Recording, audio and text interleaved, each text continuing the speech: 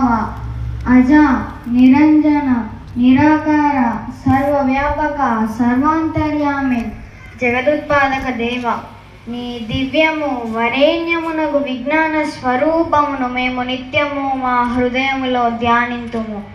మాకు ధారణ శక్తి గల బుద్ధినిచ్చెదవుగాక.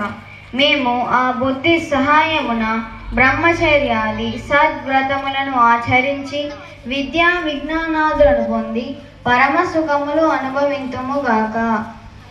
ఓం త్రయంబకం యజామహే సుగంధిం పుష్టివర్ధనం ఉర్వారుకమివ బంధనాన్ మృత్యోర్మోక్షీయమామృతాత్.